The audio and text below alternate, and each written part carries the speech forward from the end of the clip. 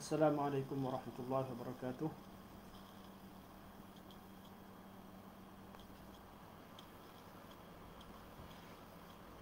Bismillah wassalatu wassalamu ala rasulillah wa ala alihi wa sahbihi wa man wala, amma ba'd. Waalaikumsalam warahmatullahi wabarakatuh. Pada Ustaz Khairul Mizan, barakallahu fiik. InsyaAllah tuan-tuan, suara saya macam mana? Sampai ke?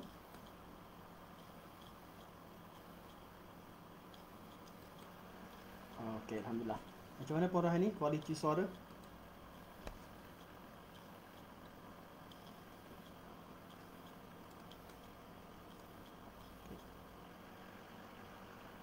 Jadi kalau insyaAllah saya mulakan insyaAllah. Bismillahirrahmanirrahim. Alhamdulillahirabbil alamin. Nahmadullah ta'ala wa nashkuruh wa nusalli wa nusallimu ala sayyidina Muhammadin alladhi ballagha ar-risalah wa adda al-amanah wa nasaha al-ummah hatta ataahu al-yaqin wa ala alihi wa sahbihi ajma'in. Subhanaka la ilma lana illa ma 'allamtana innaka antal alimul hakim. Rabbi shrah li sadri wa yassir li amri wahlul 'uqdatam min lisani yafqahu qawli, amma ba'd. Fa inna asdaqal hadits kitabullah wa khairal hadi hadi Muhammadin sallallahu alaihi wasallam wa syarrul umuri muhdatsatuha wa kullu muhdatsatin bid'ah wa kullu bid'atin dhalalah wa kullu dhalalatin finnar. Thumma amma ba'd. Pertamanya, mari kita merafakkan setinggi-tinggi kesyukuran kehadirat Allah Subhanahu wa taala di atas taufik dan inayahnya. Allah memberikan kesempatan kita pada malam ini untuk kita duduk hadir membincangkan topik berkaitan dengan sunnah Rasulullah sallallahu alaihi wasallam. Dan kita hari ini kita masih lagi membincangkan tentang tajuk menjawab golongan yang tidak berhujah dengan sunnah ataupun golongan anti hadis. Golongan anti hadis. Dan kita membaca kitab Makanatus Sunnah An-Nabawiyah karangan Dr. Umar bin Musli Al-Husaini hafizahullah, yang merupakan salah satu daripada kitab-kitab silibus di bidang hadis di Islam Madinah Al-Munawwarah. Seperti mana yang kita sebutkan sebelum ini, kewujudan golongan anti hadis telah disebutkan oleh Rasulullah sallallahu alaihi wasallam dalam hadis beliau tentang berita bahawa akan ada nanti di kalangan umat Muhammad sallallahu alaihi wasallam, umat beliau, seorang lelaki yang bersandar di atas kursi rehatnya dan menolak hadis Nabi sallallahu alaihi wasallam dan mengajak supaya berpada dengan Al-Quran sahaja, dengan lafaz-lafaz hadis. Saya bagi dengan maknanya ringkas. Dan perkara ini telah disebutkan oleh Rasulullah sallallahu alaihi wasallam. Dan kewujudan golongan anti hadis tidak wujud atas nama anti hadis. Tuan-tuan pergi cari mana sekalipun golongan anti hadis, mereka tidak akan menamakan diri mereka sebagai anti hadis. Golongan anti hadis mereka hadir dengan nama-nama, suara agak perlahan, minta maaf. Saya cuba adjust sikit.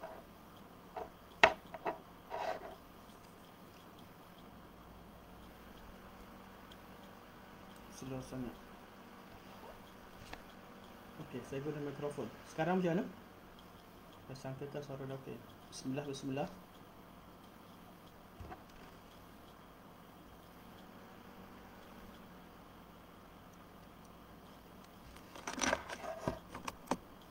Okey, macam mana sekarang? Lepas saya betulkan mikrofon ni, kemungkinan ada.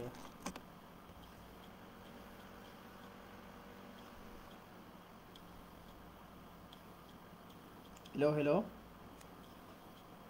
Masih perlahan ke suara saya? Atau dah okey?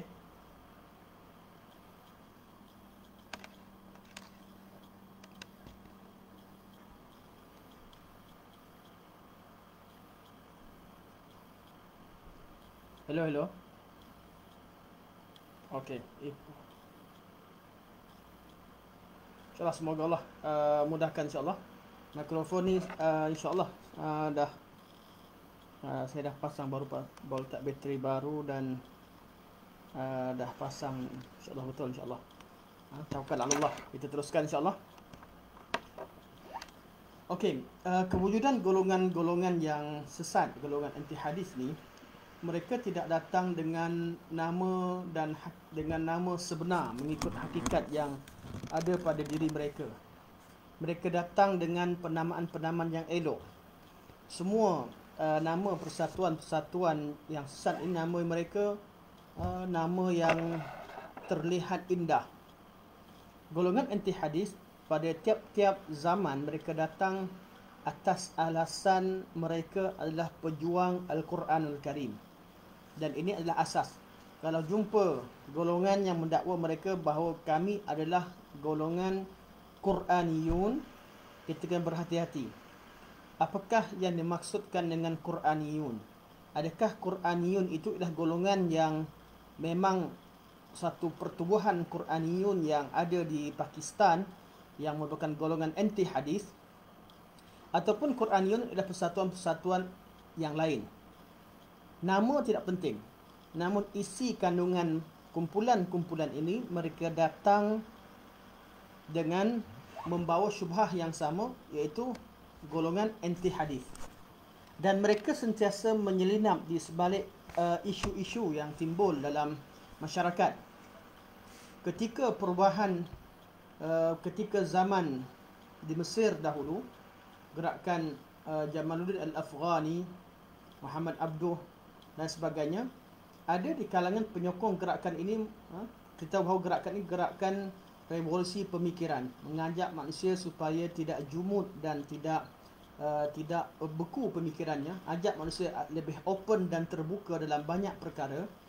Maka tiap-tiap kali ada seruan begini, seruan supaya umat Islam terbuka, bertolak ansur, akan ada kelompok tertentu yang masuk join satu kapal. Jadi sama-sama mengajak tinggalkan, kadang-kadang mereka bincangkan tentang jangan ta'assub dengan mazhab, jangan ta'assub dengan tuan guru, jangan begini begitu. Seruan ini pada asalnya baik, namun ada golongan yang mengambil kesempatan datang bersama. Tujuan mereka mengajak manusia supaya tidak jumud, bukan kerana nak suruh manusia kembali kepada hadis. Mereka apabila dikatakan bahawa kalau seruan yang sebenar, kita jangan terlalu jumud dengan satu pandangan, dengan satu mazhab. Hendaklah kita berpegang teguh dengan sunnah Rasulullah sallallahu alaihi wasallam, kerana sunnah Rasulullah adalah tujuan kita. Mengikut sunnah itu adalah tujuan kita. Kerana ikut sunnah itulah merupakan ibadah kepada Allah Subhanahu wa taala, manakala pandangan-pandangan ulama dan mazhab adalah salah satu daripada wasilah-wasilah untuk mencapai atau untuk mengamalkan sunnah Rasulullah sallallahu alaihi wasallam. Ini seruan yang sering diajak dalam masyarakat. Seruan ini, setatkala ada ulama yang menyeru dengan ikhlas supaya tinggalkan jumud, kadang-kadang ada kumpulan-kumpulan liberal mengambil kesempatan untuk mengajak manusia dalam pentas yang sama. Mereka mengajak manusia tinggalkan mazhab, tinggalkan jumud, supaya mereka lebih terbuka. Pada masa sama mereka masukkan pemikiran-pemikiran yang lain. Mereka masukkan ilmu-ilmu falsafah tertentu, ideologi-ideologi daripada kumpulan-kumpulan tertentu. Antaranya ialah kumpulan Quraniyun. Ini yang berlaku pada gerakan Jamaluddin Al-Afghani, gerakan Muhammad bin Abduh. Hatta kita lihat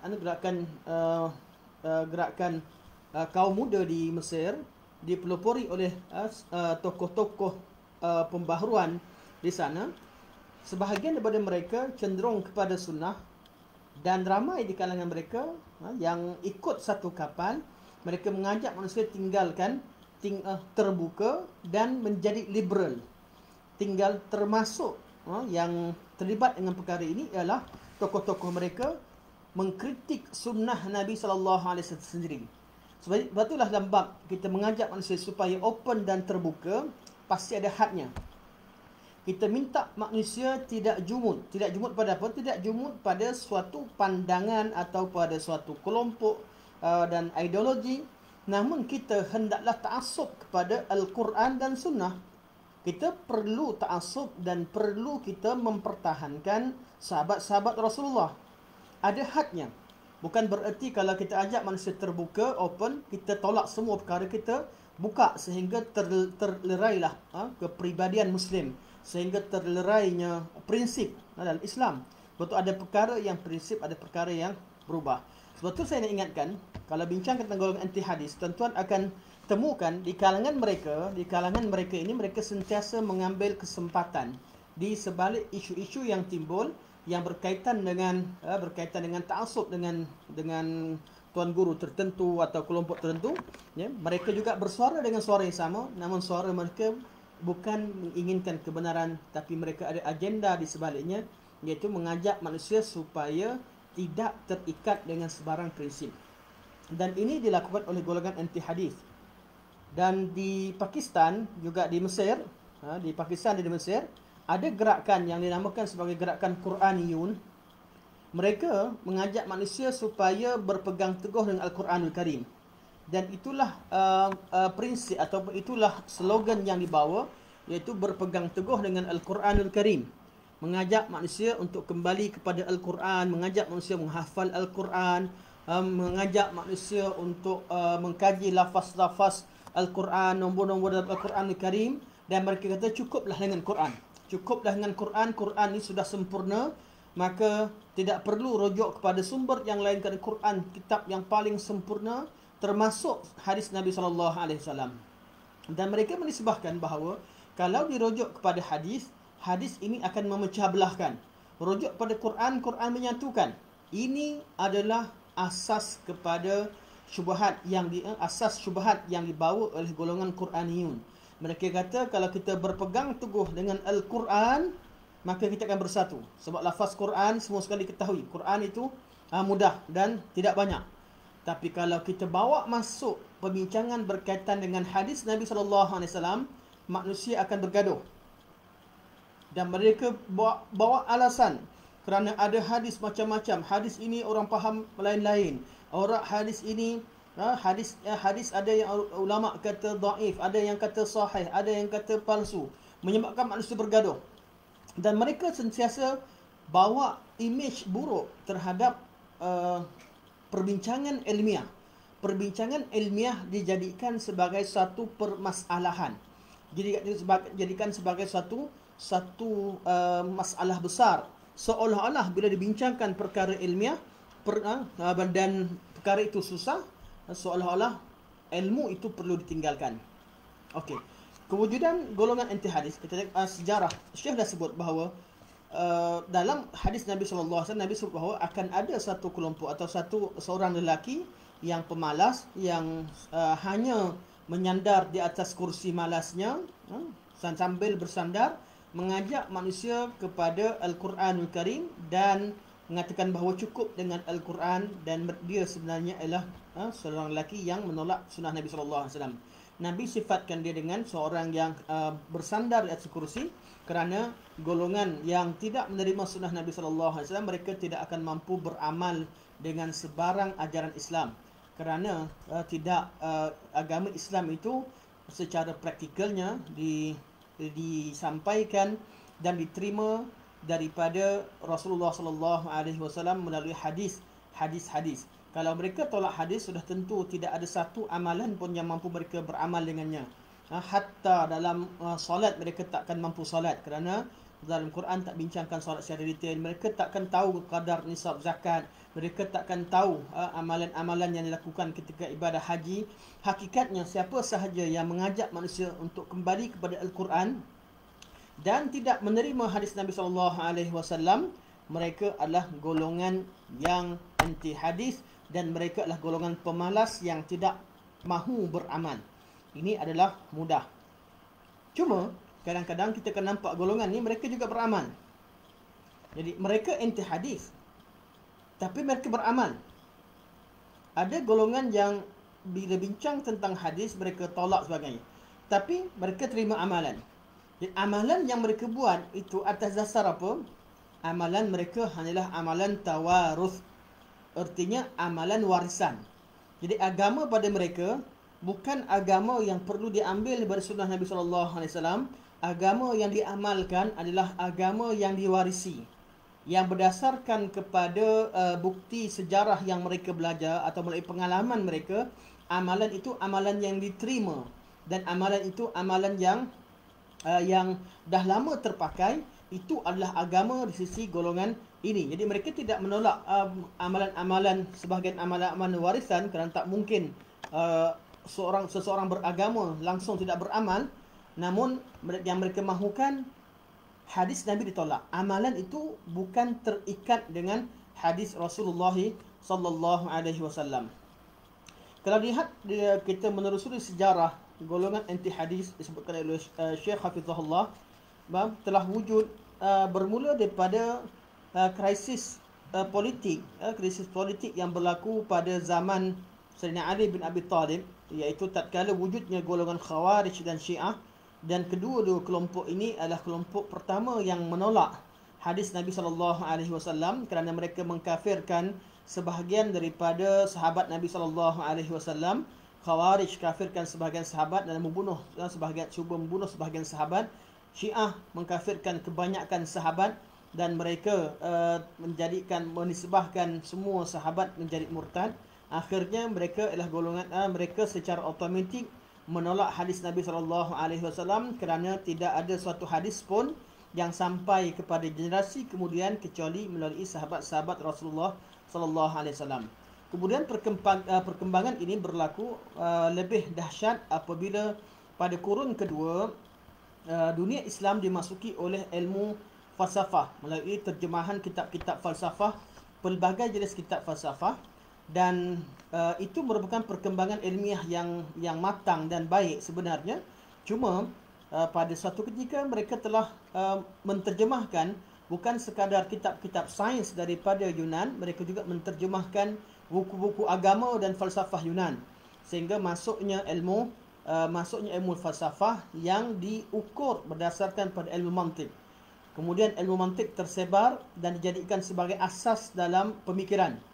Dan kesesatan wujud apabila dijadikan ilmu mantik sebagai asas dalam segala perkara, termasuk dalam mengenali Allah Subhanahu Wa Taala, termasuk dalam menentukan sabitnya suatu sifat ataupun tidak sabitnya satu sifat tentang Allah Subhanahu Wa Taala, termasuk dalam bab menentukan kewujudan azab kubur ataupun tidak, termasuk dalam mengisbatkan beberapa perkara berkaitan dengan hari akhirat dan sebagainya. Jadi oleh kerana mereka menggunakan logik, kaedah mantik, yang mana asas ilmu mantik adalah mengkaji kewujudan alam, mereka menggunakan ilmu asas ta'rif yang ada dalam ilmu mantik yang mentakrifkan kewujudan alam ini digunakan untuk perkara ghaib. Maka wujudlah golongan yang menolak sebahagian perkara ghaib atas dasar ianya tidak dapat dipadukan dengan dan tak dapat dipadankan dengan ilmu mantik. Akhirnya wujud golongan falsafah yang menolak sebahagian ajaran Islam. Setelah wujud golongan ahli falsafah yang menolak sebahagian ajaran Islam, maka bangunlah ahli falsafah yang lain yang cuba menjawab persoalan-persoalan yang ditimbulkan oleh golongan ahli falsafah ini. Dan mereka golongan ahli falsafah yang mempertahankan Islam dengan menggunakan ilmu falsafah, mereka adalah dikenali sebagai ahlul kalam. Kemudian ahlul kalam, kerana ahlul kalam mempertahankan bahawa segala perkara boleh dibincangkan dengan menggunakan ilmu mantik, dengan menggunakan kalam dan ilmu falsafah sekarang ni. Ahli kalam apa bezanya? Ahli kalam mengatakan bahawa Al-Quran itu benar dan semua formula falsafah mantik itu benar. Mana yang berkaitan formula. Jadi mereka cuba padankan. Akhirnya mereka mampu berhujah dengan sebahagian hujah-hujah falsafah dengan kaedah falsafah, walaupun sebenarnya apa yang dibincangkan itu telah pun ada jawapan yang jelas dalam nas Al-Quran dan Sunnah. Tapi mereka jawab dengan kaedah falsafah. Ahlul kalam menolak golongan ahli falsafah. Akhirnya wujudlah perbincangan begini. Sampai pada satu masa, ahli kalam yang cuba mempertahankan Islam, mereka sendiri ada masalah. tatkala ada sebahagian daripada ayat-ayat Al-Quran, terutamanya berkaitan dengan sifat-sifat Allah yang tidak boleh dipadankan dengan ilmu mantik secara keseluruhan. Maka sifat-sifat Allah mereka bahagikan pada dua. Sifat yang logik, yang mampu dicapai oleh akal dan disebutkan dalam Al-Quranul Karim, mereka terima. Dan sifat yang ada dalam Al-Quran, ada dalam sunnah, namun bertentangan dengan kaedah falsafah, mereka namakan sebagai sifat khabariyah. Artinya sifat ini hanya diketahui melalui khabar berita daripada Al-Quran dan sunnah, namun tidak dapat dipadankan dengan ilmu mantik atau ilmu falsafah atau ilmu kalam. Tiga ilmu ni berbeza namun asasnya sama, menggunakan logik ilmu falsafah, logik ilmu mantik. Jadi ayat sifat-sifat yang bersesuaian dengan ilmu mantik mereka terima, maka wujudlah golongan yang menerima sebahagian. Ada golongan yang tak terima sifat langsung seperti golongan Mu'tazilah, tapi terima nama-nama Allah. Ada golongan yang terima sebahagian pada sifat, ada golongan yang menetapkan hanya beberapa sifat, manakala sifat-sifat yang lain mereka kategorikan sebagai sifat mutasyabihan. Artinya sifat yang samar. Samar bukan tidak ada makna. Samar bukan bererti tidak jelas makna. Sebab tu mereka membuat kaedah, makna-makna yang zahir yang jelas dalam ayat itu tidak boleh dimaknakan secara zahirnya. Kerana apa? Kerana ianya bertentangan dengan ilmu mantik, ilmu falsafah atau ilmu kalam. Jadi mereka mengkategorikan ayat-ayat yang mempunyai makna yang jelas, namun makna itu berbeza dengan ilmu kalam atau ilmu falsafah atau ilmu mantik dan kaedah mantiqiyah. Mereka namakan sebagai ayat mutasyabihat. Mengkategorikan ayat-ayat Al-Quran yang maknanya jelas dalam sifat, menerangkan sifat-sifat Allah yang tidak ada syak, yang mana ulama-ulama dahulu menerimanya dengan mudah sebagai kategori ayat mutasyabihat. Ini adalah asas kepada kesilapan yang dilakukan oleh ahli kalam. Jadi ayat mutasyabihat di sisi Mu'tazilah, ahli kalam di kalangan Mu'tazilah, mereka tolak seluruh sifat. Semua ayat sifat namanya ayat mutasyabihat. Manakala di kalangan Kullabiyah, Muhammad bin Sa'id Al-Kalbi dan juga pengikut-pengikutnya termasuk Asy'ariyah, Maturidiyah dan sebagainya, mereka satu kelompok, mereka mengkategorikan ayat-ayat sifat-sifat yang boleh dicapai oleh akal atau akal mengatakan wajib adanya pada Allah sebagai sifat yang diterima. Manakala sifat-sifat yang lain mereka tak tolak, kerana itu dalam Al-Quran wujud, dalam hadis wujud. Mereka tidak tolak ayat tersebut, tapi mereka tolak isi kandungan yang ada pada ayat itu. Kerana isi kandungannya itu dikatakan bertentangan dengan kaedah atau bertentangan dengan fakta yang dikemukakan dalam ilmu mantik ataupun ilmu kalam ataupun ilmu falsafah. Akhirnya wujudnya penolakan terhadap makna yang zahir. Ya, bagaimana mereka buat? Makna tadi ada dua kaedah mereka buat. Pertama, mereka berikan makna yang lain yang juga betul terhadap merupakan salah satu sifat-sifat Allah Subhanahu Wa Taala. Contohnya bila berkaitan dengan sifat yad dalam Al-Quran Al-Karim, mereka maknakan dengan sifat qudrah. Sifat qudrah juga merupakan sifat Allah Subhanahu Wa Taala. Jadi mereka mengkategorikan ayat-ayat yang jelas maknanya, yang zahir maknanya ini sebagai mutasyabihat, dan mereka bawakan ayat yang memang jelas maknanya dan bersesuaian dengan akal untuk diletakkan di tempat-tempat ayat tertentu yang mereka namakan sebagai kaedah takwil. Takwil. Dan ada sebahagian yang lain, mereka menisbahkan ulama salaf yang menerima makna ayat Al-Quranul Karim tersebut secara mudah itu. Mereka katakan sebenarnya ulama salaf bukan terima makna tu. Ulama salaf hanya terima lafaznya sahaja, maknanya ulama salaf tak terima. Ulama salaf hanya serahkan pada Allah. Jadi di situ bermulanya perbezaan, wujudnya kelompok yang mengkategorikan ayat-ayat sifat yang tidak sesuai dengan kaedah mantik sebagai ayat mutasyabihat. Sebab itulah tafsiran berkaitan dengan mutasyabihat di sisi salaf tidak pernah diletakkan makna dan diletakkan ayat sifat sebagai ayat mutasyabihat, kecuali tafsiran kemudian. Selepas datang ahli kalam, ada di kalangan mufassirin yang terpengaruh dengan kaedah tersebut, dan kaedah-kaedah ini perlu dirujuk, dilihat kepada asalnya. Apa kaitan dengan anti hadis? Adakah mereka anti hadis? Mereka dasarnya bukan anti hadis. Dasarnya mereka adalah orang umat Islam yang terima Al-Quran dan Sunnah Rasulullah sallallahu alaihi wasallam. Sama ada golongan Mu'tazilah, sama ada golongan Kullabiyah, Asy'ariyah, Maturidiyah dan umat Islam secara umum semua terima Al-Quran dan Sunnah. Namun jadi masalah kat mana? Masalah ketika ada hadis-hadis, datangnya hadis-hadis yang bertentangan, yang menerangkan makna ayat Al-Quran. Ayat Quran tadi sudah dikategorikan sebagai mutasyabihat, maknanya tidak jelas. Tapi ada hadis-hadis Rasulullah sallallahu alaihi wasallam yang menerangkan makna Al-Quranul Karim. Sama ada secara qauli, sama ada secara fi'li, secara amalan, sama ada ataupun adanya pandangan sahabat-sahabat yang mensyarahkan ayat tersebut. Ayat tersebut pada zaman Nabi, ayat Quran bukan ayat yang hanya dibaca dan tak difaham makna. Ayat Quran zaman Nabi dibacakan, difahami dan ditafsirkan. Jadi tafsiran dalam hadis memang wujud. Tafsiran sahabat memang wujud. Tafsiran tabi'in memang wujud terhadap ayat-ayat Quranul Karim. Maka mereka menjadikan, mereka mengatakan bahawa, kenapa? Kerana mereka masih pertahankan pandangan mereka. Jadi mereka kategorikan hadis-hadis ini, mereka lihat semua hadis yang menceritakan perkara ini, mereka lihat ada satu perkara. Itu hadis yang disebutkan ini bukan hadis mutawatir. Jadi, mereka jadikan alasan bahawa hadis itu hadis ahad, maka hadis ahad tidak boleh diterima dalam bab akidah.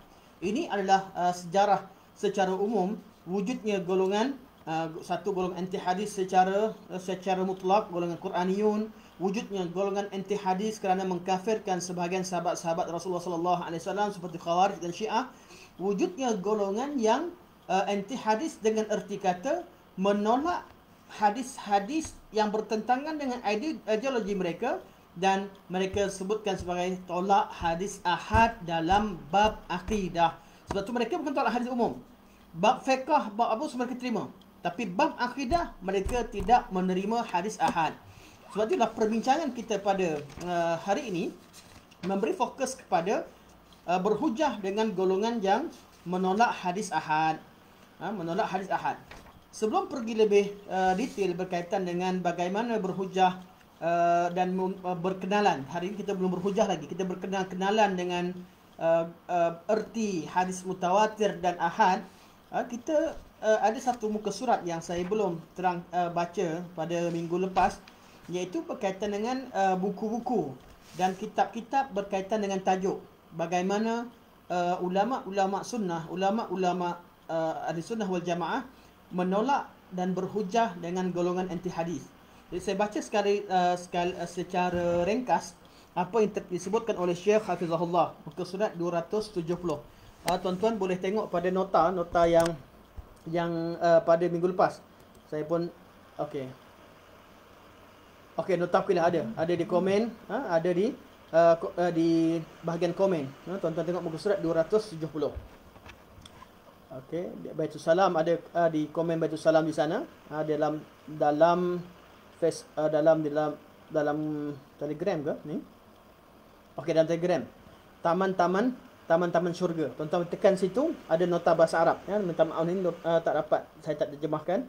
Saya bagikan teks asal dalam bahasa Arab. Muka surat 270. Kata Syekh, كان الغالب في صدر الأول والقرون المفضلة قيام السنة وارتفاع الأعلامها ورفعة أصحابها ولا يجرؤ مخالفها على الجهر بقوله فكيف بمنكرها مطلقا. Kata Syekh, keadaan yang umum pada kurun-kurun awal, pada zaman Nabi sallallahu alaihi wasallam dan pada kurun-kurun wujudnya sahabat-sahabat tabi'in, didapati bahawa sunnah itu diagungkan dan sunnah itu mulia, dan sahib sunnah, orang-orang yang berpegang teguh dengan sunnah dipandang tinggi. Maka ketika itu tidak ada satu kelompok pun yang berani menyatakan dengan terus terang bahawa mereka menolak sunnah Nabi SAW. Apatah lagi yang menolaknya secara mutlak.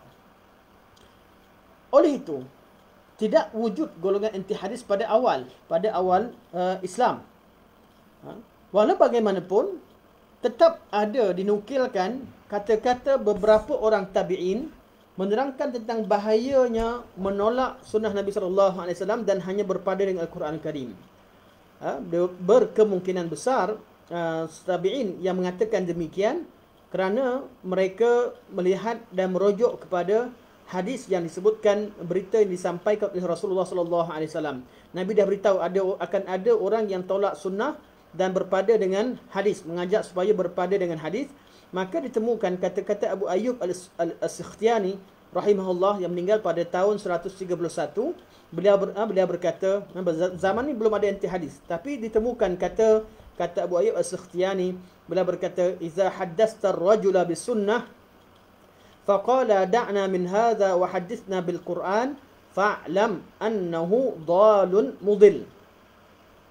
Kata Abu Ayyub As-Sikhtiyani rahimahullah, apabila kamu menyampaikan satu hadis, satu sunnah kepada seorang lelaki, maka dia kata, tinggalkan ini. Cukup sampaikan kepada kami Al-Quranul Karim. Bacakan kami kepada Al-Quranul Karim. Ketahuilah bahawa dia seorang yang sesat dan menyesatkan. Iaitu mengajak kepada Al-Quranul Karim dan meninggalkan sunnah Rasulullah sallallahu alaihi wasallam. Dan itu saja yang ditemukan kata-kata pada peringkat awal. Kemudian wujudnya golongan-golongan anti hadis pada kurun-kurun seterusnya seperti Khawarij, Syiah dan sebagainya. Pandangan-pandangan mereka ini tolak dalam kitab-kitab akidah dan pemikiran mereka disebutkan dalam akidah dan dijawab dengan tuntas. Cuma zahir pada zaman kemudian golongan yang dengan nyata dan berani menyatakan bahawa mereka tolak sunnah hadis, tolak sunnah Nabi SAW. Golongan Khawarij tak tolak sunnah, tapi dia tolak sunnah secara tidak langsung. Itu dia mengkafirkan sebagian sahabat, dia tak terima. Begitu juga golongan Syiah, dia tak kata kami tak terima sunnah Rasulullah, tapi dia mengkafirkan sahabat Rasulullah SAW. Jadi dia tolak secara langsung, tapi dengan alasan tidak menerima sahabat Rasulullah SAW sebagai perawi hadis kerana dikafirkan. Zaman kemudian, makin kemudian ada golongan makin lama makin berani. Jadi didapati bahawa ulama-ulama dari zaman ke zaman, antara yang paling awal dilihat menulis tentang perkara ini adalah Imam Syafi'i rahimahullah. Beliau dalam kitab Jima'ul Ilmi, satu kitab nama Jima'ul Ilmi, dalam bab pertama beliau beri tajuk dan mengumpulkan hujah-hujah berkaitan dengan bab hikayati qawli ta'ifah allati raddatil akhbari kullaha. Bab menceritakan tentang pandangan sekelompok yang menolak berita-berita dan hadis Nabi SAW. Ini dalam kitab Imam Syafi'i, kitab Jima'ul Ilmi, dibincangkan secara ringkas. Kemudian ditemukan kitab Al-Imam Muhammad bin Nasr Al-Marwazi rahimahullah dalam kitab Sunnah. Kitab Sunnah adalah kitab yang umum berkaitan dengan agama, terutama berkaitan akidah. Beliau sebutkan dalam kitab tersebut satu bab, iaitu fil kitab bayani ta'zim sunnah wa aujuhi tasarrufiha. Bab mentazimkan sunnah Nabi SAW dan bagaimana cara untuk bermuamalah, berinteraksi dengan sunnah Nabi SAW. Ini secara ringkas, insyaAllah. Nanti kita sebutkan kitab-kitab moden. Saya lebih bab ini, selain dari kitab yang klasik dan ilmiah, saya akan bacakan kitab-kitab moden, dan kitab moden ni lebih mudah difahami untuk orang-orang awam seperti kita. Yang ketiga, kitab Syekhul Islam Ibn Taymiyah rahimahullah, dalam kitab beliau Minhajus Sunnah, ketika beliau menolak seorang Syiah Rafidah dan berhujah dengan mazhab Syiah yang menolak sunnah Nabi SAW, dan juga hujah-hujah menolak Syiah secara umum. Kemudian ditemukan kitab yang keempat, ada kitab Al-Imam Suyuti rahimahullah yang bertajuk satu risalah. Risalah artinya bukan kitab, adalah satu surat, satu tajuk, satu artikel yang ditulis oleh Al-Imam Suyuti bertajuk Miftahul Jannah fil Ihtijaj bis Sunnah. Dan kitab ini juga merupakan penolakan hujah Al-Imam Suyuti rahimahullah kepada salah seorang daripada Syiah Rafidah yang zahir dan juga aktif di zaman beliau rahimahullah. Okey. Ini kitab lama. Manakala kita kitab moden, ini penting. Kitab moden. Iaitu kitab kelima, dan ini kategori moden. Daripada kitab kelima sampai ke-9 saya akan baca ni kitab moden. Dan ianya boleh dibaca oleh penuntut-penuntut ilmu yang level bukan level biasa. Mana level yang penuntut ilmu yang telah mempunyai background yang cukup dalam bab sunnah Rasulullah sallallahu alaihi wasallam. Level sederhana atau level pertengahan. Kitab Al-Anwarul Kashifah lima fi kitab Abi Rayyah min al-akadhib wal abatil wal mujazafah. Karangan Al-Imam Al-Syekh Al-Allamah Abdul Rahman Al-Muallimi rahimahullah. Al-Anwarul Kashifah, mana kitab ini adalah kitab yang beliau tulis menjawab kitab yang ditulis oleh Mahmud Abu Rayyah. Mahmud Abu Rayyah salah seorang daripada tokoh gerakan moden Mesir dan merupakan salah seorang daripada nama-nama ahli liberal Mesir. Dan beliau berkawan dan juga antara guru dan juga kawan dan guru kepada Jamal Al-Banna. Jamal Al-Banna juga antara tokoh liberal Mesir. Dan di Mesir ni, tuan-tuan kalau tengok Mesir ni banyak golongan liberal, golongan anti hadis, dan mereka tak segan silu. Dalam klip YouTube mereka, dalam forum-forum mereka tolak sunnah secara terus terang. Dan antara yang paling awal yang berani kritik, tulis kitab kritik sunnah Nabi SAW, dan dia malah memperolok-olokkan ke kredibiliti Abu Hurairah radhiyallahu anhu ila Abu Rayyah, Mahmud Abu Rayyah. Dan selepas beliau menulis kitab tersebut, maka bangunlah ulama-ulama sunnah, antaranya Syekh Abdul Rahman bin Muallimi rahimahullah, salah seorang pada ulama besar Yaman yang tinggal di Makkah Al-Mukarramah. Pernah tinggal di Mekah dan kemudian balik ke Yaman.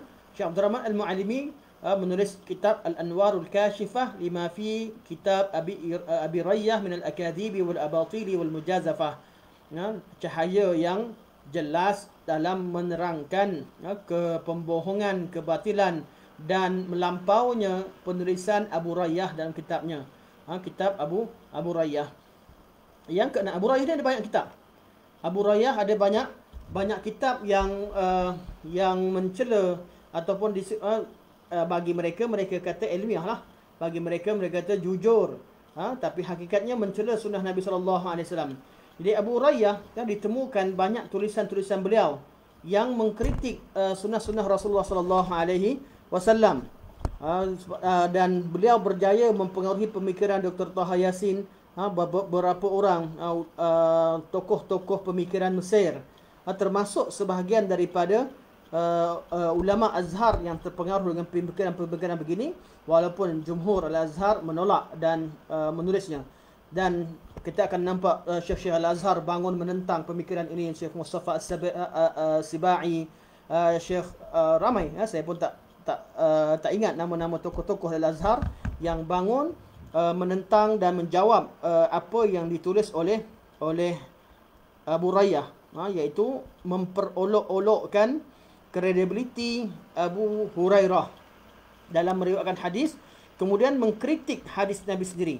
Kerana banyak hadis yang diriwayatkan oleh Abu Hurairah, dengan mengkritik Abu Hurairah, beliau golongan ini mereka bijak, mereka tidak mengatakan mereka anti hadis, tapi mereka mengkritik kredibiliti Abu Hurairah dan juga sebahagian perawi hadis dengan harapan apabila kedudukan Abu Hurairah mampu dijatuhkan atau diperolok-olokkan, dipandang rendah, maka mereka mampu membawa manusia untuk tinggalkan sunnah Nabi SAW. Antara kitab beliau ialah kitab yang paling awal beliau tulis adalah kitab Qissatul Hadis Al-Muhammadi. Qissatul Hadis Al-Muhammadi. Kemudian kitab yang ditolak oleh Syekh Abdul Rahman Al-Muallimi, saya cuba nak Saya buat catatan. Okey. Adwa' 'ala sunnah al-Muhammadiyah. Kita saya pernah baca dulu. Adwa' 'ala sunnah al-Muhammadiyah. Dalam bab-bab pertama beliau mengkritik Abu Hurairah. Di belakang beliau kritik sunnah Nabi SAW secara umum. Dan hujung sekali kesimpulannya adalah sunnah Nabi SAW tidak terpelihara. Inilah yang dilakukan oleh Abu Hurairah. Kemudian bangun Syekh Abdul Rahman Al-Mu'allimi dan ramai ulama-ulama yang lain mengkritik Abu Hurairah. Dan Abu Hurairah tersebar namanya sebagai orang yang anti hadis Rasulullah SAW dan musuh kepada Abu Hurairah. Sehingga ada riwayat, ada cerita mengatakan bahawa ketika dia meninggal, ketika dia meninggal, dia menyebut-nyebut nama Abu Hurairah. Wallahu alam, kisah itu ada yang menafikannya, terutamanya golongan liberal, menafikan sekeras-kerasnya. Namun disebutkan, wallahu alam betul atau tidak, namun tindakannya itu adalah tindakan yang sangat melampau. Kemudian kitab yang ke-6, kitab Hujjiyatus Sunnah oleh Syekh Abdul Ghani bin Abdul Khalid rahimahullah. Kitab yang ke-7, Firqah Ahli Quran di Pakistan wa Mawqifil Islam minha. Golongan Ahli Quran di Pakistan dan pendirian Islam terhadap mereka. Dan ini kitab yang paling utama. Ditulis oleh Khadim Hussein Ilahi Bakhsh, salah seorang daripada ulama Pakistan sekarang. Salah seorang ulama Pakistan. Dah meninggal pada tahun 1401. Mana ulama moden namun dah meninggal, lama meninggal, dalam hampir 40 tahun yang lalu. Khadim Hussein Ilahi Bakhsh ini merupakan tesis yang beliau tulis di Ummul Qura. Dan kitab ni kitab yang paling utama dalam berhujah dengan golongan Quraniyun. Dan dicetak tesis beliau dicetak atas nama Al-Quraniyun wa Syubahatuhum Haula Sunnah.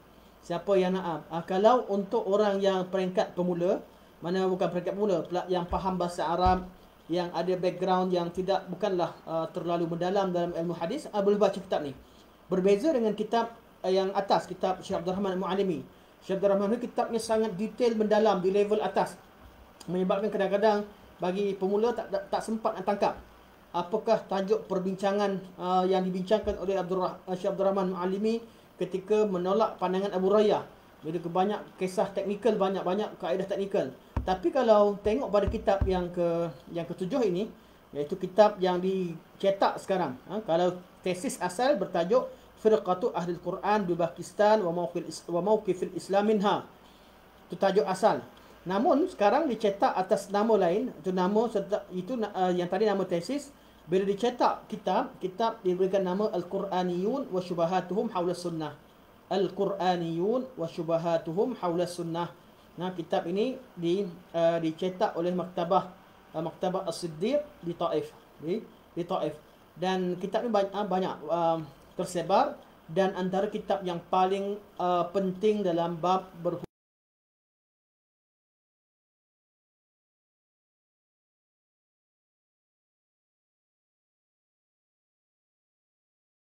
ada kemampuan berhujah dengan gaya kaedah mantik yang kuat. Mana kaedah mantik?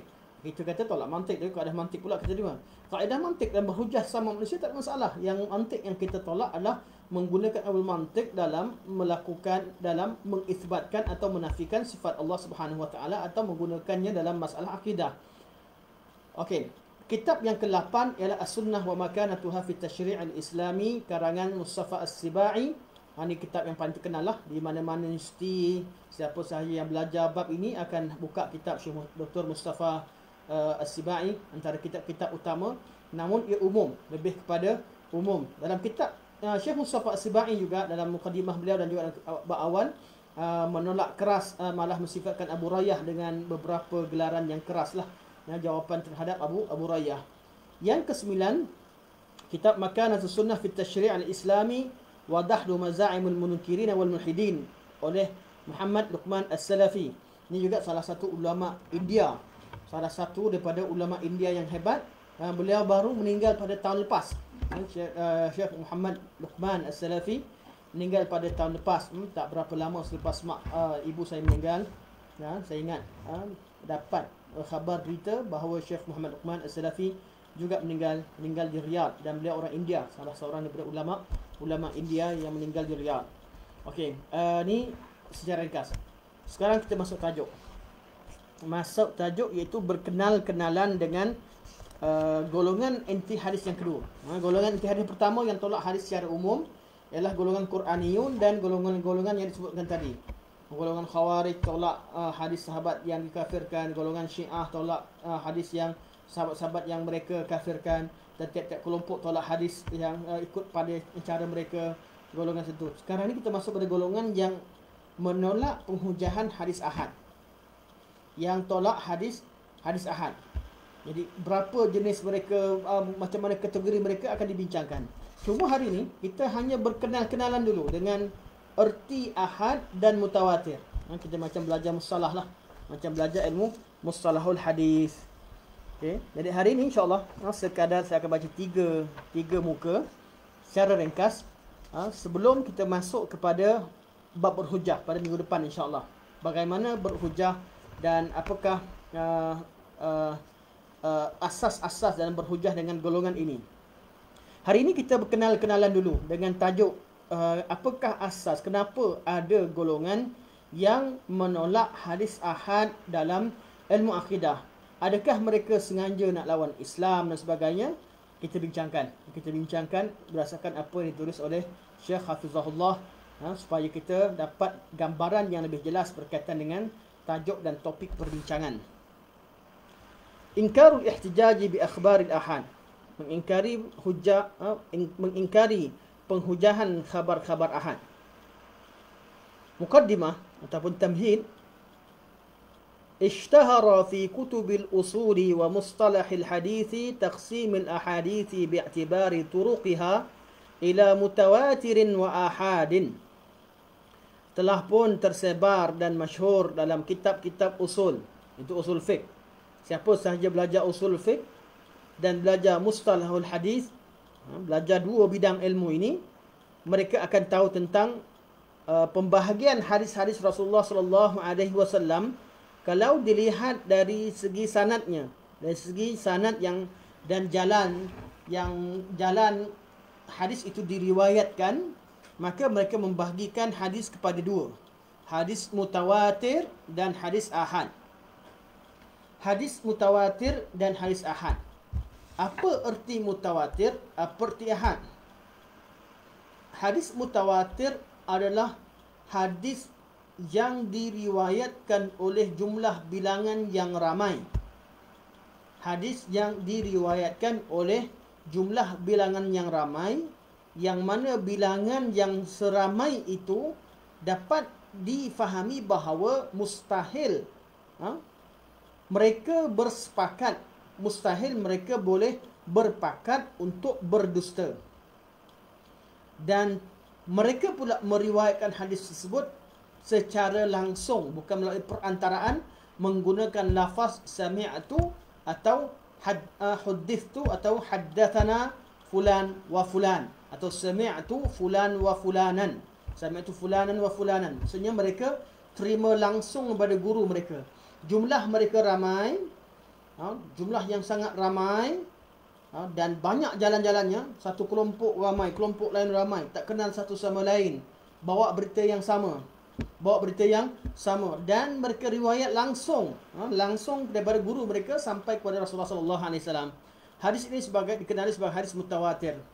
Kalau zaman sekarang kita dapat contoh, sekarang ni berita kita terima berita kematian artis hari semalam atau hari ini, Siti Sarah rahimahullah.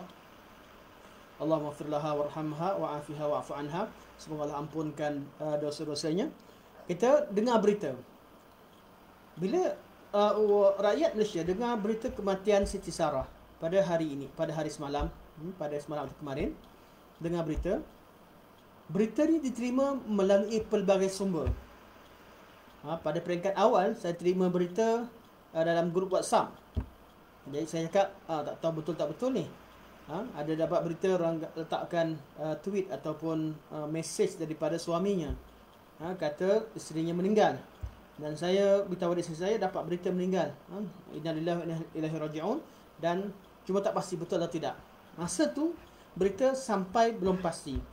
Kemudian datang berita, saya buka berita, di satu sumber, iaitu dalam surat khabar. Saya tengok surat khabar apa saya baca tadi, malam tadi. Saya tengok masuk surat khabar berkaitan berita kematian Siti Sarah. Saya makin yakin berita ini benar. Kemudian dengar berita lagi, berita sampai pada pagi tadi, semua media cerita perkara yang sama, termasuk yang paling meyakinkan, yang langsung melihat peristiwa itu, suaminya sendiri menceritakan. Jadi berita yang sampai pada kita datang bermula dengan berita satu persatu sana sini. Bilangan yang sampai awal satu persatu, satu, mana dinamakan hadis ahad. Hadis ahad, mana jumlahnya satu cerita, dua cerita, dua jalan, tiga jalan, empat jalan, lima jalan, 10 jalan. Namun bila sampai pada satu ketika, berita tadi tak boleh disangkal dan diketahui bahawa ianya pasti benar, takkan berlaku penipuan. Sebab apa? Mustahil seluruh rakyat Malaysia berpakat nak berdusta. Mustahil tak, kalau berita ni berita palsu, mustahil semua diam. Dan zaman sekarang pula ada video dan cerita lebih jelas lah. Bagi kita, saya sendiri yang memang tak hadir dan tak kenal pun, tak pernah kenal secara langsung pun dengan Siti Sarah, tak pernah kenal pun dengan suaminya Shu'aib, tak pernah kenal, cuma tengok di YouTube, tengok di YouTube lah. Kita tengok dalam melalui video yang ada. Saya pun boleh yakin bahawa berita ni betul.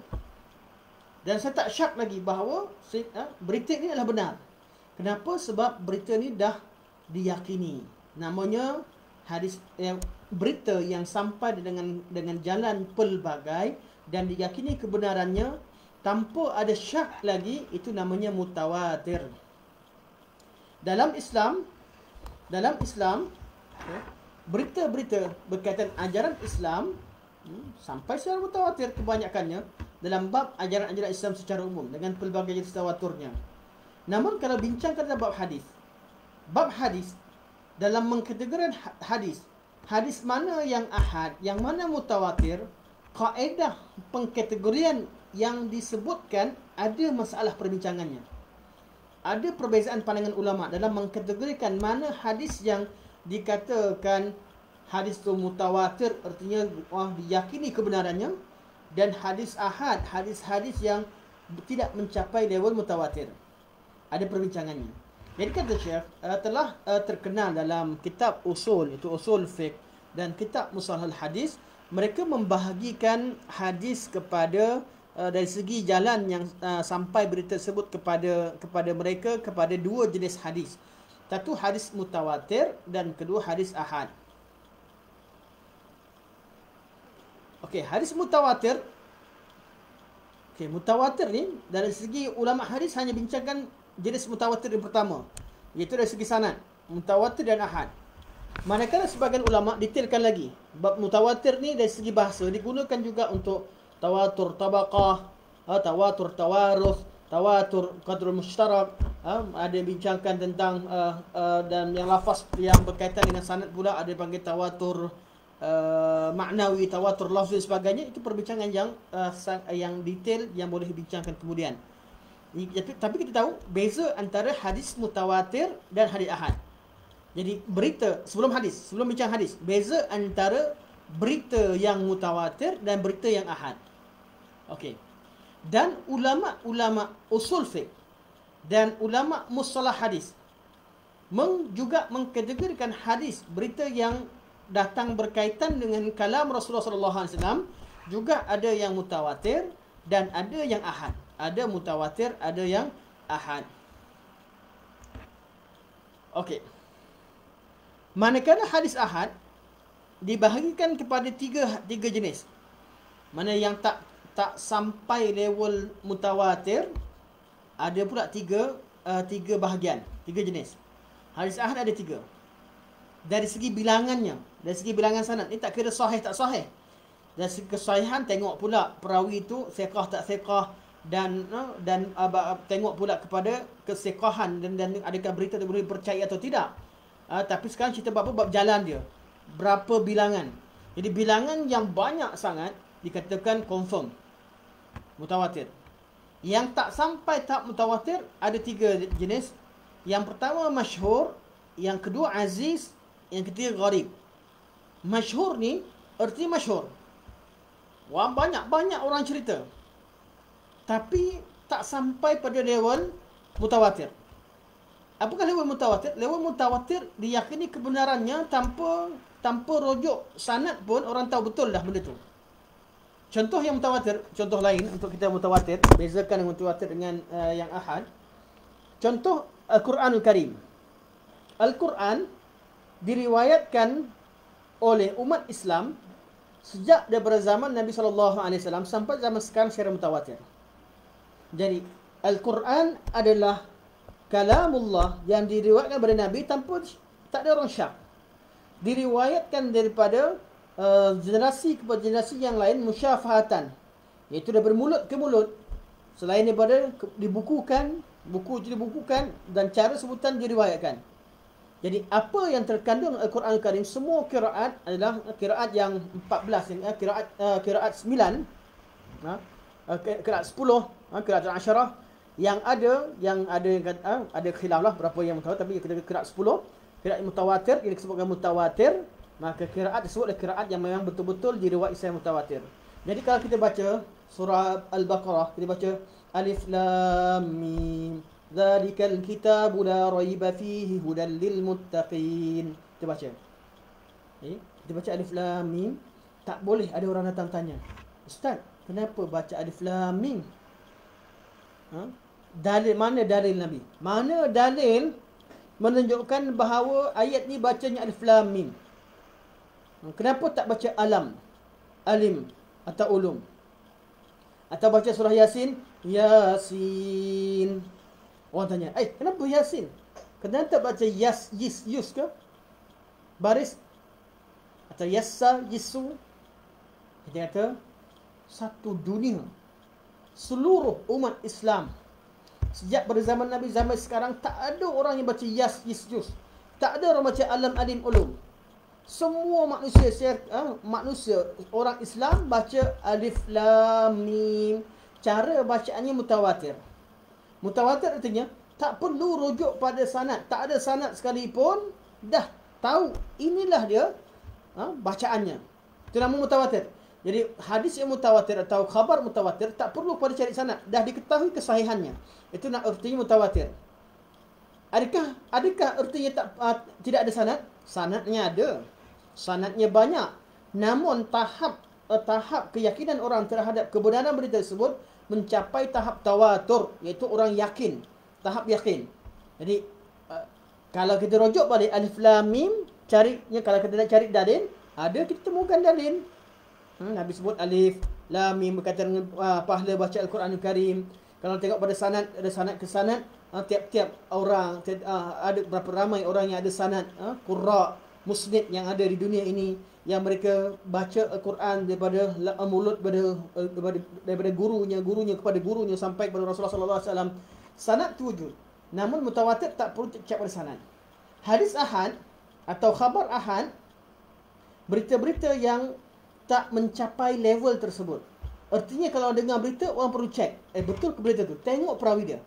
Kalau perawi yang boleh diterima, perawi yang hafalannya kuat, yang adil, yang dhabt, mana hafalan dia kuat, sama dia catat betul-betul atau dia hafal betul-betul, dan dia seorang yang adil, tidak berdusta, tidak dapati dia pernah berdusta atas Nabi SAW. Dia juga tidak pernah menipu dengan manusia yang lain. Dia telah diuji hafalannya pada zaman periwayatan, diketahui bahawa dia ni tidak melakukan kesalahan-kesalahan, dan diketahui bahawa berita ni berita yang datang dari jalan yang selamat. Itu maknanya perlu pada kajian.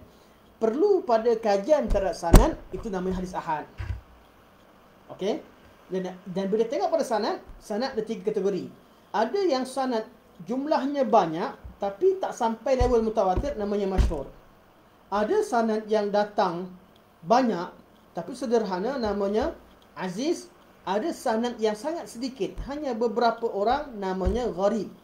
Atau hanya satu sanad, ataupun sikit sangat sanadnya, namanya gharib. Satu riwayat, 2 riwayat, itu namanya gharib. Okey, ini dari segi bilangan. Ini dari segi istilah ilmu mustalahul hadis. Okey. Kata Syekh,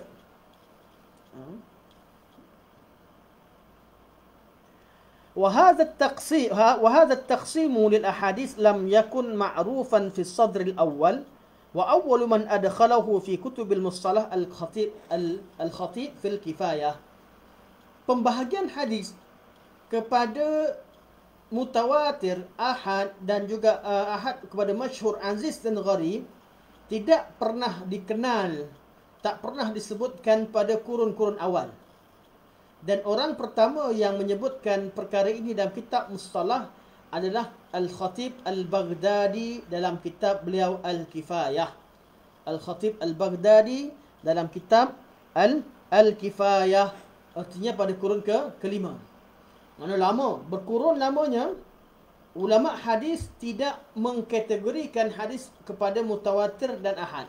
Sampai pada zaman Al-Khatib Al-Baghdadi, beliau perkenalkan pembahagian hadis kepada mutawatir, ahad. Bukan untuk cerita sahih tak sahih, cerita tentang bilangan berapa banyak jalan riwayat, jalan hadis yang sampai kepada penulis kitab hadis. Okey, kata Syekh lagi. Wa dzakara Ibnu Salah anna al-Khatib tabi'a fihi ghayra ahli al-hadis. Ibnu Salah beliau menerangkan, Ibnu Salah ni kitab Ulum Hadis Ibnu Salah adalah kitab tonggak dalam ilmu hadis. Ibnu Salah kata Al-Khatib Al-Baghdadi bawa masuk pembahagian hadis kepada mutawatir dan ahad kepada masyhur, aziz dan gharib kerana terpengaruh dan ikut kepada selain ahli hadis. Jadi ulama hadis tak ada bincangkan benda ni. Tak wujud dalam ilmu mustalah hadis sebelum Al-Khatib Baghdadi. Sebelum Al-Khatib Baghdadi karang kitab Al-Kifayah, tak ada orang yang bahagikan kitab kepada hadis kepada mutawatir ataupun ahad, ataupun bahagikan ahad kepada masyhur hasan dan masyhur gharib dan aziz. Tak ada orang yang bagi begitu. Beliau ikut kelompok lain iaitu kelompok usuliyun. Jadi di sini menunjukkan bahawa pembahagian hadis kepada mutawatir dan ahad sebenarnya adalah pembahagian yang terkenal dalam kitab usul fiqh dan dalam ilmu kalam, bukan dalam ilmu hadis pada asalnya. وقد يذكر التواتر في كلام من سبق الخطيب لكن لا يريدون هذا المعنى الخاص وإنما يريدون المعنى اللغوي المقارب للاستفاضة والاستشهار. Perkataan mutawatir memang disebutkan oleh sebahagian daripada ulama sebelum Al-Khatib Baghdadi, namun bukan dengan kaedah dan makna yang disebutkan oleh Al-Khatib Al-Baghdadi. Mutawatir ialah mutawatir dari segi bahasa, iaitu suatu berita yang masyhur, yang maknanya seperti hadis mustafadah dan hadis mushtaharah. Ini bab ilmu mustalah, hadis yang masyhur. Jadi mutawatir dengan istilah usul fiqh, dengan diriwayatkan jumlah sekian-sekian, dengan ta'rifnya ma rawahu adadun kathirun tuhilu al-'adatu tawatu'uhum 'ala al-kadhibi an mithlihim wa yakunu muntaha khabaruhum al-his. Ta'rif ini tak pernah ditemukan dalam ilmu hadis. Ta'rif hadis mutawatir. Tuan-tuan kalau tak dapat tangkap lagi tak apa, ikut dulu. Nanti kat hujung di perbincangan seterusnya saya akan terangkan lebih detail kat mana kenapa ada ulama yang membantah perkara ini. Jadi apa masalahnya? Syekh nak cerita kenapa Syekh nak cerita bahawa hadis mutawatir ahad tak ada dalam mustalah hadis. Nak beritahu pada dari segi sejarahnya, Syekh bukan menolak wujudnya hadis mutawatir dan ahad, tapi dari segi istilahnya, penggunaan dalam ilmu mustalah tidak wujud istilah mutawatir dan ahad. Kerana apa? Kerana istilah mutawatir dan ahad tidak mempengaruhi kesahihan hadis secara mutlak. Cuma fungsinya adalah mengetahui bahawa hadis yang mutawatir sudah pasti sahih. Kemudian hadis ahad, apa yang berlaku di ahad? Hadis ahad ada yang sahih, ada yang tidak sahih. Kerana kalau kita nak katakan agama Islam ini kita hanya terima daripada hadis mutawatir, sudah tentu hanya berapa hadis. Mutawatir ada banyak, ada sangat sedikit. Dan lafaz yang mutawatir secara lafzi pula hanya 2-3 hadis. Man kadzaba alayya muta'ammidan falyatabawa maqdahu minan nar. Ada yang kata cuma 3 hadis, ada yang kata 2 hadis, ada yang kata hanya 1 hadis, ada yang kata hanya 10 hadis, 15 hadis. Takkan Islam hanya bergantung pada hadis tersebut. Jadi hadis ahad sudah pasti diterima. Kerana 99.9% atau 99.9999% hadis yang wujud dalam dunia Islam adalah hadis ahad. Hadis yang perlu dirujuk kepada sanadnya. Kerana ilmu hadis bukanlah ilmu yang dihafal oleh seluruh umat. Ilmu hadis ilmu yang berat. Nak hafal hadis Nabi bukan semua orang boleh hafal. Sejak pada zaman sahabat sampai zaman sekarang, tak semua sahabat hafal semua hadis. Jadi ilmu hadis ini diajarkan daripada satu halaqah pada halaqah yang lain, diriwayatkan oleh kelompok-kelompok muhaddisin. Kalau nak tunggu ianya jadi mutawatir, artinya agama Islam tak perlu bergantung pada hadis. Jadi masalah yang berlaku kat mana? Pembahagian yang dibuat oleh Al-Khatib Al-Baghdadi ini, yang dibuat oleh golongan usuliyin, kemudian dibawa masuk oleh Al-Khatib Baghdadi dalam kitab Mustalah Hadis. Kat mana jadi masalah? Masalah bukan pada pembahagian, tapi masalah pada kesan dan peluang yang digunakan pakai oleh yang disebutkan oleh sebahagian ulama dan mereka tersilap ketika mereka menyatakan bahawa hadis yang mutawatir diterima 100%. Hadis ahad walaupun sahih, walaupun betul sanad sahih, tapi kita tak boleh terima beritanya 100% bila berkaitan dengan urusan akidah. Sebab apa? Masalah akidah. Masalahnya banyak hadis Nabi SAW yang menerangkan makna ayat-ayat sifat dan ayat-ayat yang bila dirujuk pada hadis akan terzahirlah pandangan golongan ahlul kalam dan falsafah itu berbeza. Sedangkan ilmu yang asas pembahagian ini dengan tujuan pembahagian hadis pada mutawatir ahad dibuat oleh ahlul kalam, dan mereka buat kaedah kalau khabar mutawatir diterima dengan ilmu yaqin, maknanya yakin 100%, dengan 100% diterima. Manakala hadis ahad dia ada level-levelnya. Ada yang palsu-palsulah, yang lemah, yang sangat lemah, yang hasad. Semua yang kita belajar masalah hadis adalah pembahagian hadis ahad. Jadi masalah kat mana? Masalah bagi ulama hadis. Ulama hadis kata pembahagian tak ada masalah. Tapi pembahagian untuk mengatakan bahawa ada hadis ahad kalau sahih sekalipun masih lagi dikategorikan sebagai tidak mempunyai ilmu yang yakin, iaitu tidak mengandungi khabar yang boleh diyakini. Kat sini masalah yang berlaku dalam bab pembahagian mutawatir dan ahad. Muhaddisin tidak pernah membahagikan hadis dalam bab tersebut. Muhaddisin mereka dari dulu sampai zaman sekarang menjadi concern pada mereka kaji hadis itu sahih ataupun tidak, diterima ataupun tidak berdasarkan kepada keadilan perawi dan sifat-sifat perawi. Ini cara muhaddisin. Mereka tidak peduli hadis mutawatir ke ahad.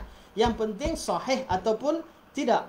Mutawatir, bila disebutkan mutawatir ahad, itu satu ilmu tambahan. Terima kasih. Namun, nak katakan hadis ahad tak diterima dalam bab akidah, di sini muhadis kata ini adalah pandangan atau ideologi, idea yang diambil daripada golongan ahlul kalam.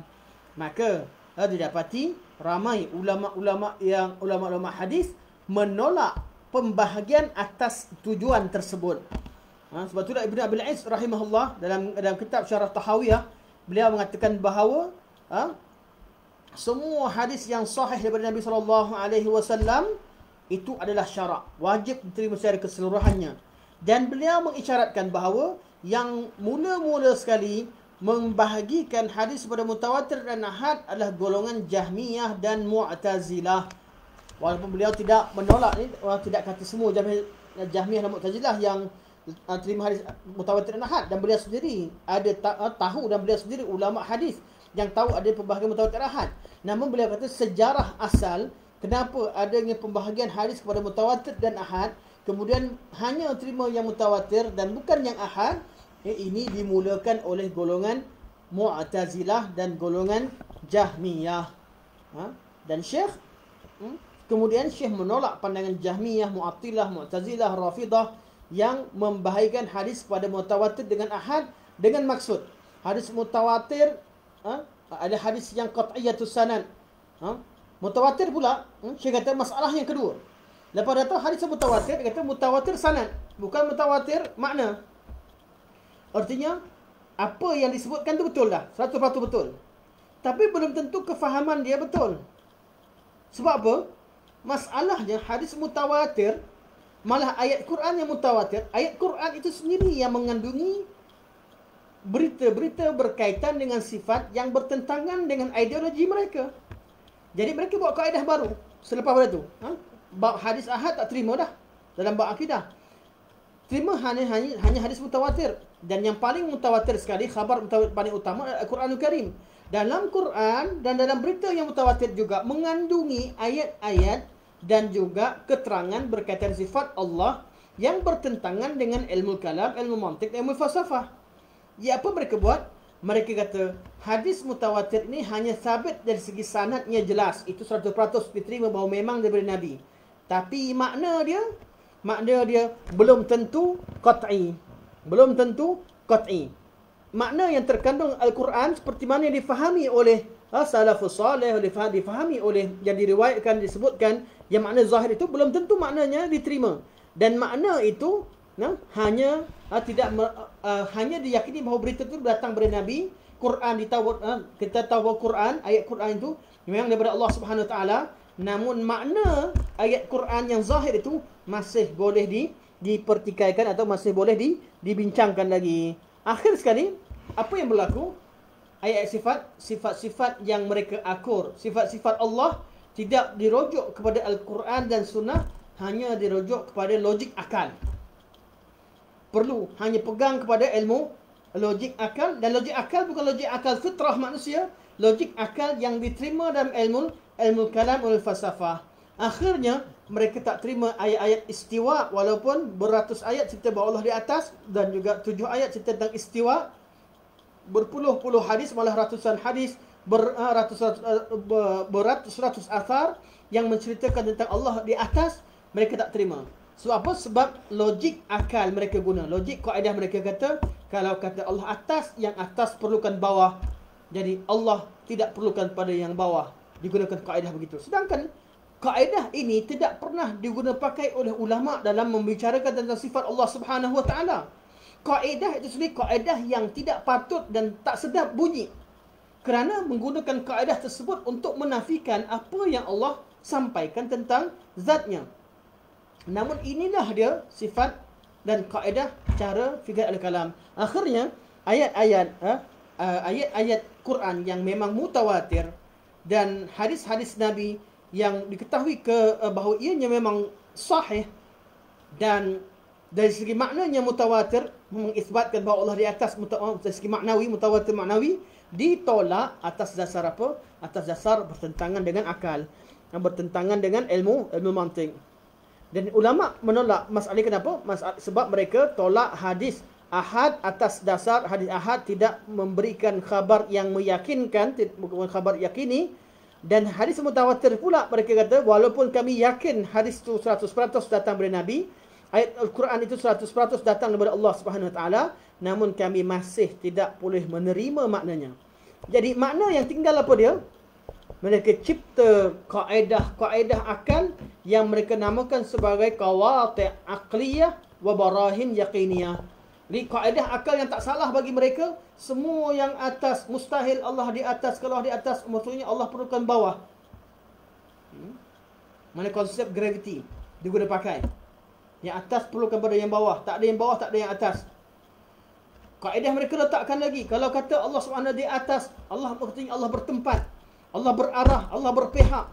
Kalau kata Allah bertempat, artinya yang memeluk tempat adalah berjisim. Maka siapa kata Allah di atas adalah mujassimah. Siapa yang faham Quran seperti mana makna zahirnya, dia adalah mujassimah. Ayat Quran ini tidak boleh diberi makna. Ayat Quran ini dah mula cerita panjang. Yang mana perbincangan begini tidak pernah wujud dalam mana-mana ulama salaf. Malah ulama salaf mengecamnya tatkala mereka mendengar ada pihak cuba menggunakan formula-formula akal untuk dimasukkan dalam perbincangan falsafah. Belum mereka dengar. Zaman Imam Syafi'i, zaman Imam Ahmad, belum mereka dengar orang-orang yang bincang secara detail begini.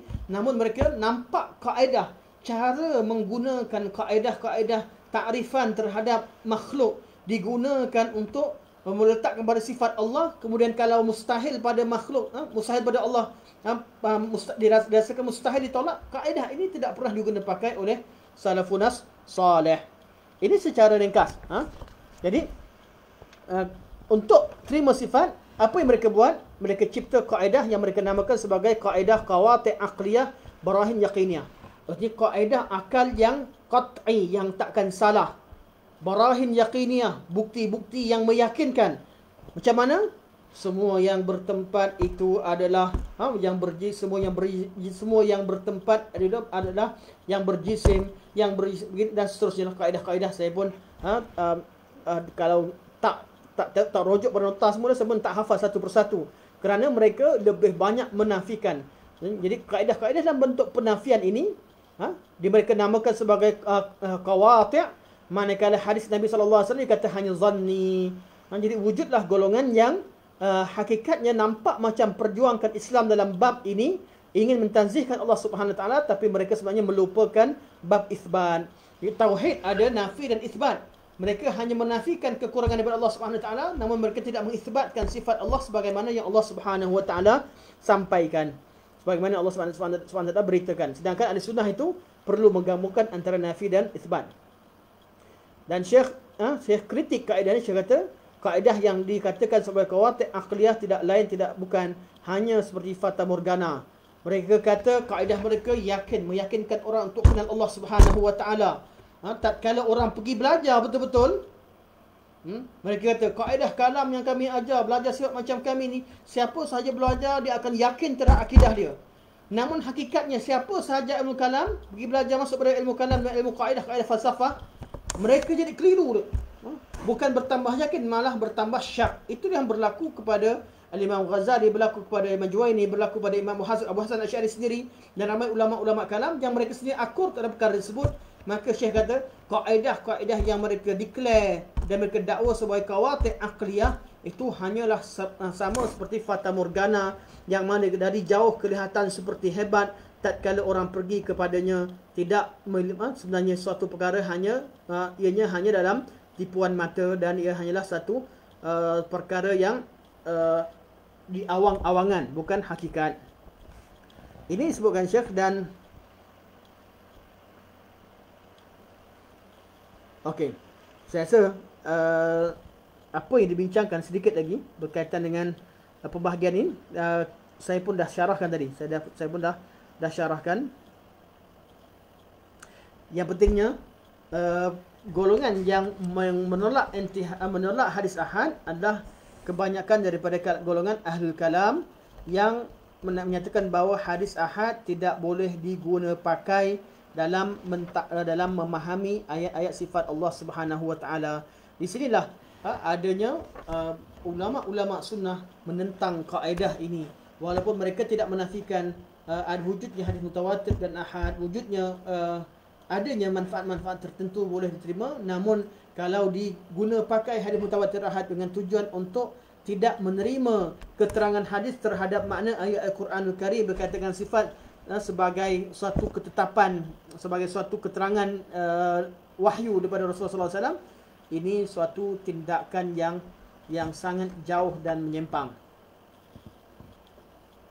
Okey, InsyaAllah pada minggu depan kita akan masuk pada muka surat 238 berkaitan dengan khabar ahad ni. Berita yang ada khabar ahad, menurut pandangan ulama, ada apakah tahap keyakinan yang ada pada berita dalam hadis ahad. Kita akan jumpa dia ada 3 kaul. Ada yang kata yufidul ilmi, ada yujabul ilmi, sebagainya. Ini perbincangan lebih detail lagi. Sampai sini saja. Saya tuan-tuan sekiranya ada soalan, komen dan sebagainya, tuan-tuan boleh kemukakan di bahagian komen. Saya akan cuba baca.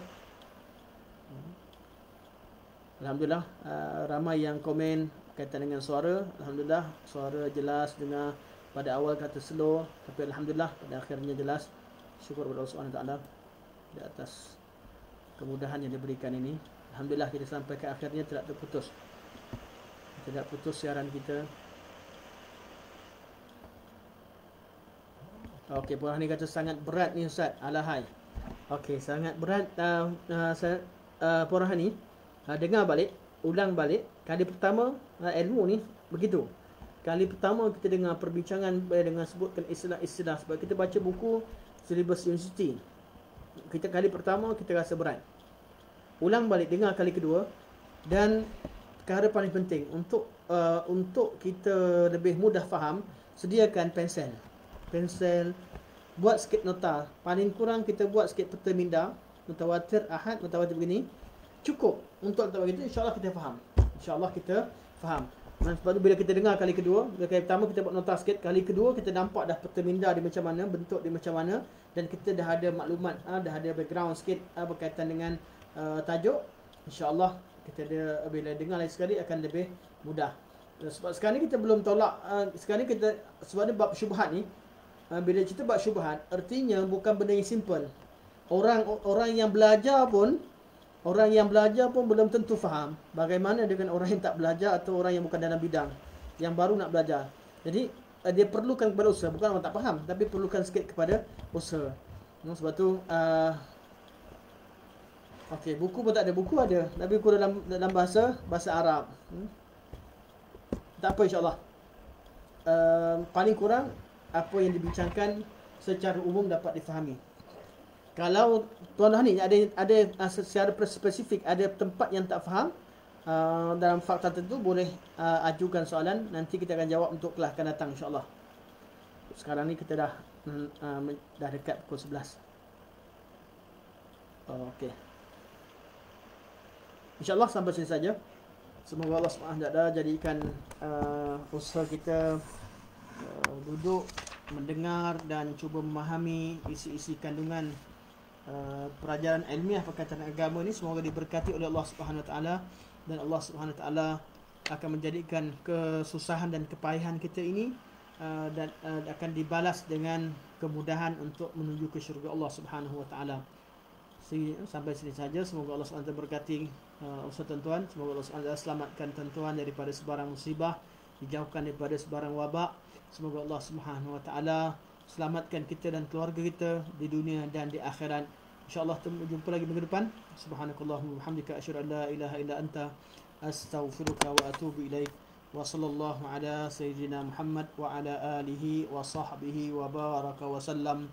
Alhamdulillahi rabbil alamin. Wa fiikum barakallahu khairun. Barakallahu wa jazakum khaira. Insyaallah. Assalamualaikum warahmatullahi wabarakatuh.